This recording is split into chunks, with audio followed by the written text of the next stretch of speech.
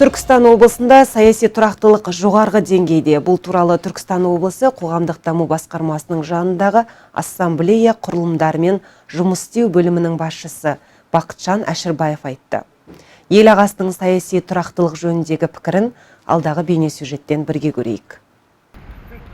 Түркістан облысы республикамыздағы демографиялық өсімі жоғары аймақтың бірі. Сонымен қатар көптеген ұлт пен ұлыстың бір шаңырақ астында береке мен бірліктің ұйытқысы болып отырған киелі мекені. Дегенмен көп ұлтты аймақта ішкі қақтығыстарды ретке келтіріп, саяси тұрақтылықты қамтамасыз ету басты миссиялардың бірі. Түркістан облысы қоғамдық даму басқармасының жанындағы ассамблея құрылымдарымен жұмыс істеу бөлімінің басшысы Бақытжан Шәкірұлы саяси тұрақтылық жөнінде тұшымды пікірімен бөлісті.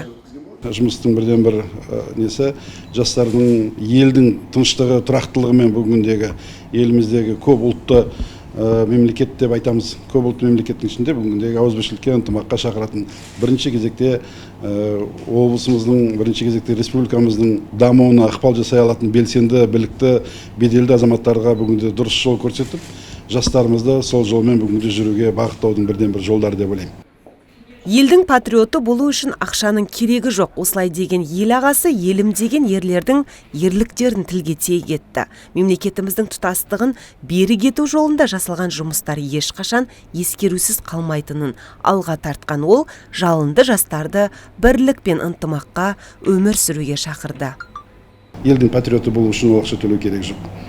Әшін жай ғана айтатын болатын болсақ, кешегі Астана қаласындағы кішкентай нәрестені құтқарып қалған екі жігіт бүгіндегі ол үй аламын немесе алғыс аламын деп ойлаған жоқ. Азаматтық парызы 8-ші сыныпқа жүгіріп шығып, одан 7-ге түсіп, онымен көмектесу керек екендігі жөнінде, сол үшін кім бірінші, кім екінші шығатындығы жөнінде өздерінің сұхбаттарында айтылады.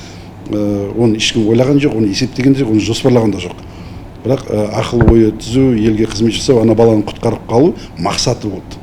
Сол мақсатты орындай алады. Енді ешқандай бір еңбек елеусіз қалмайтындығын әр жас білу керек, әрбір азамат білу керек бүгіндегі.